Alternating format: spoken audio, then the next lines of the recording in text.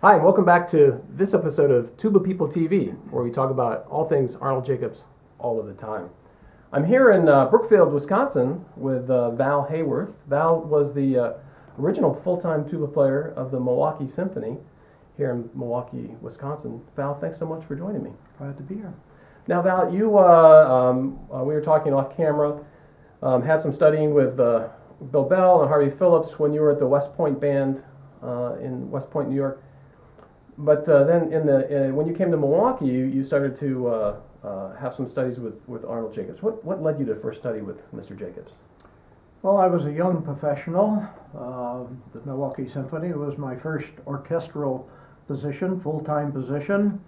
There were a number of us from the Milwaukee Symphony decided we could improve our skills, and so we made regular trips in those early years to have lessons with Arnold Jacobs. This included wind players as well as all the brass players and myself. So there were maybe 6, 7, 8, 9, 10 people that would come from Milwaukee, go down to Chicago for lessons. Right, not as a group, but individually we all had lessons with him, sometimes once a month, sometimes every week. I remember driving down on occasions, 2.5 hours roughly, from my home with other members of the Milwaukee Symphony. Very good. And this was, you studied with him from, what would you say, 62 or so? Well, my first year with the symphony was started in the fall of 1962. I think I probably studied with him between early part of 1963 up until maybe 65, 66, somewhere in that period. And then you had, I remember you saying you had a lesson, maybe around a few lessons in preparation for the Boston Symphony audition. Yeah, right. I think or so? I think that audition time was in 1968, and it seemed appropriate that I refresh some skills and to run over things with him. So yes, I had a couple, I think, additional coaching sessions with him. And so you took your lessons down on the south side of Chicago. Yes. Can you describe your first time you entered the house? Oh, that's quite an experience. Arnold Jacobs and his wife were not the tidiest of housekeepers. Arnold Jacobs said, "I am absolutely no use around the house. These women here need a man in the house, and I'm not that man." So when you walk in the door, you had to walk all the way from the front door to the very back of the house, through the living room, through the dining room, through the kitchen area, and then there were steps that went down to the basement. Mm-hmm. And then you had to walk all the way from that part of the house back to what was right near the front door, only one floor down, and that's where he had his studio.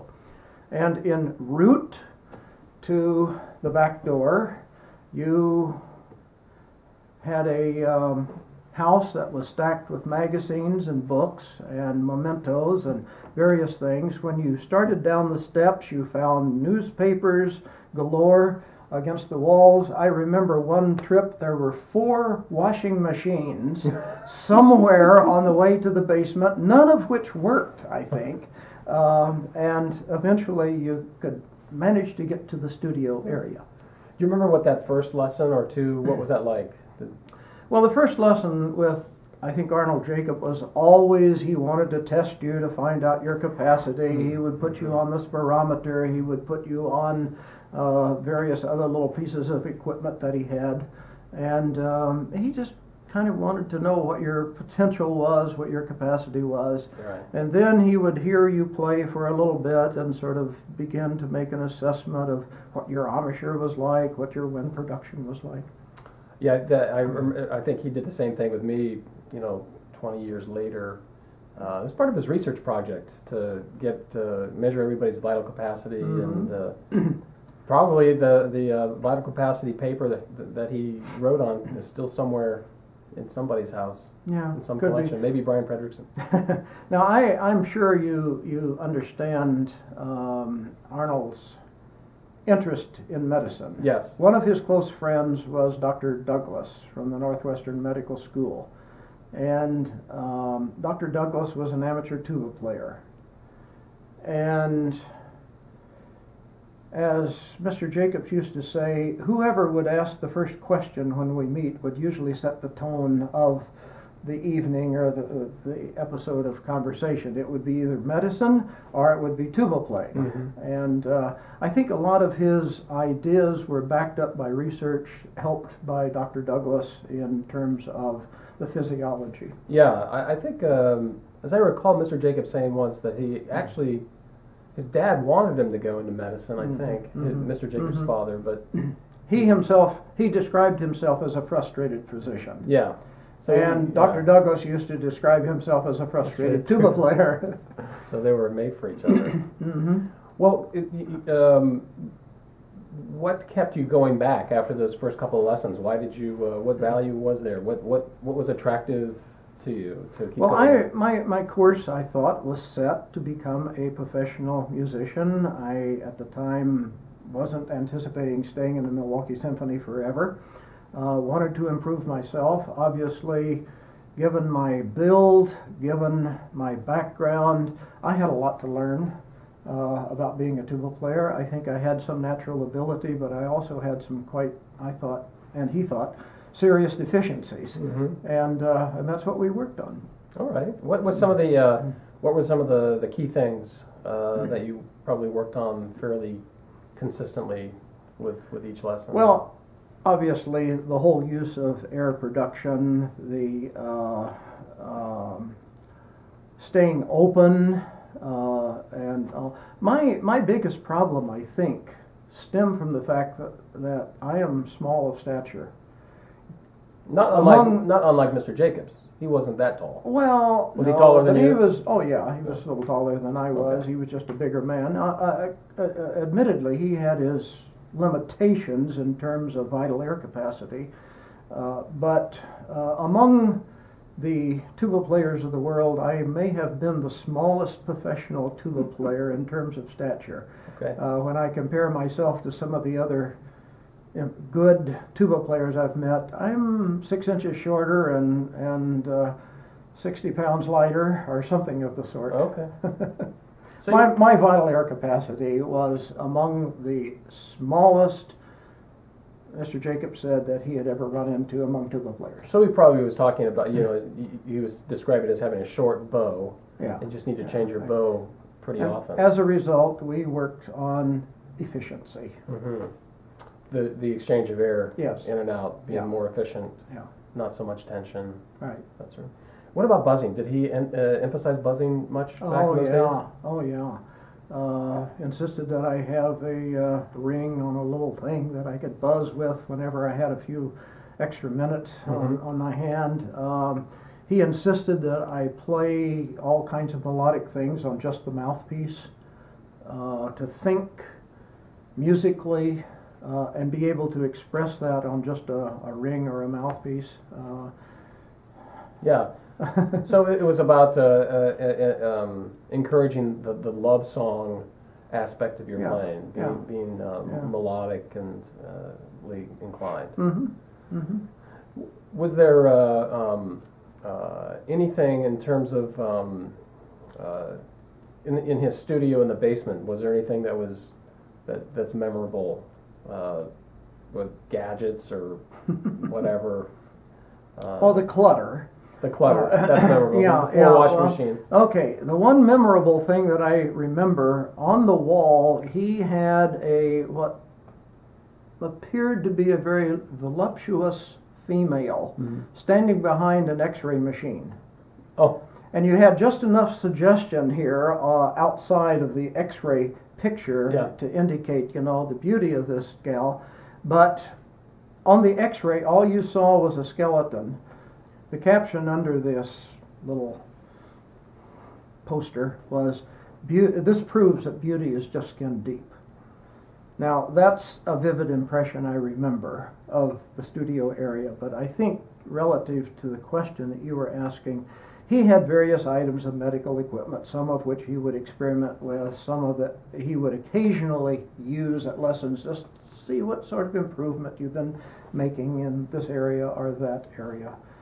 He experimented, for example, with the con tuner, you know, it used to have the Strobocon. Strobocons, yes, right. He had one of those that he went through a phase of experimenting with that, and items of that sort that he would be given or that he would pick up just to. I'm wondering, in terms of just him as a, you know, you mentioned that he was very honest with you in his assessments and the lessons, which is good. Did you come away from your lessons feeling discouraged or encouraged? I always came away feeling determined.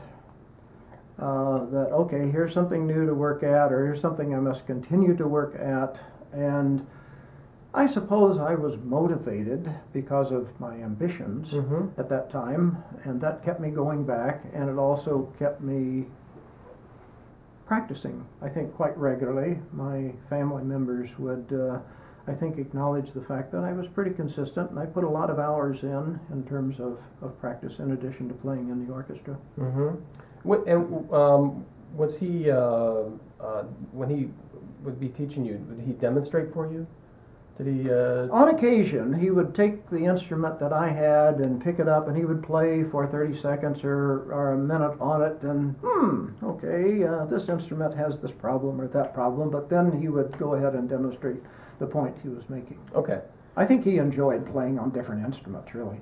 Yeah, yeah. I always certainly enjoyed listening to him play my instrument or his instrument, for that matter. In my day, it became much more easy to record lessons on audio tape. Was that something that you did in the 1960s? Was that something that was readily available, or was something that was done within your generation of students? Well, I had a 1/4-inch tape recorder that I would use myself, but in his studio, I don't ever remember recording anything. Okay, so you would record yourself practicing. Sure. Yeah. And is that something that he recommended that you do? I don't recall. Okay. I felt it was important. Yeah. I actually even had a device given to me at one point where I could play an LP of, for example, an orchestral piece of music, and I could play along with it with earphones. It gave me the sense, in a very limited way, of being in the midst of the orchestra and hearing what I would do and playing along with the Philadelphia Orchestra or New York or somebody else. Right. When you were the tubist with the Milwaukee Symphony, did you have any encounters with Jacobs when the Chicago Symphony would come to Milwaukee? Did you ever get together for any reasons, or? Very seldom. In the early years, my being in the Milwaukee Symphony, the Chicago Symphony was still maintaining its schedule of 8 to 10 concerts in Milwaukee. This had been going on, it seemed like, for decades. That must have been a challenge for the Milwaukee Symphony Board of Directors. It indeed was. It indeed was. And there were occasions in which I would meet him on Mondays. Yeah. But it seemed like most of the musicians, when they came up, they would go early to one of the main restaurants in town, and they would tank up on steaks and drinks and this type of thing. Before the concert. Yeah, before the concert. But I didn't have that many opportunities to visit with him in Milwaukee. Off camera, Val was describing to me the last time he spoke with Jake. Can you recount that for us? Yeah, it must have been about 85 or 86. And at that point, my son was at Northwestern as an orchestral horn player. And Steve Hayworth. Steve Hayworth. And he was the 5th horn player in, I think, a Bruckner symphony or something of that sort. And I wanted to meet Steve, and I got permission to go backstage before the concert, and Mr. Jacobs was warming up on stage, as was my son. And I introduced myself. He remembered me. We chatted for a few minutes, and then I pointed out that I was there because the generations had gone around. This was my son sitting over here with the horn. And his comment was, "Oh yeah," he said, "I noticed that young fellow here in the orchestra this week. He seems to be doing really well." And he went over and introduced himself to Stephen. But that was the last conversation that I had with Arnold Jacobs. Well, that's it's so neat to talk with various people and find these different links and the lineage and what took place. Oh, thanks for looking me up. Puddles also is always very happy to meet new people. Mostly he's on the West Coast. He's a Pac-12 guy. Yeah. Puddles is. Yeah. So he doesn't really Big Ten. He doesn't. We usually root against the Big Ten. He does anyway. Yeah. Rose Bowl and all. Yeah. But he did want me to be sure and bring you a thank you gift. Oh. For Wonderful. this time together. So he'd like for me to give you these genuine University of Oregon duck nuts. So Is there an implication here that this is nuts for the nutty? there could be an implication. Yeah. Well, Although I okay, would but not. thank I you would very not. much. I would not want to Thank be you. implicated myself. Yeah. Okay. Well, thank you very much. Thank you, Val. Appreciate it. Now back to you.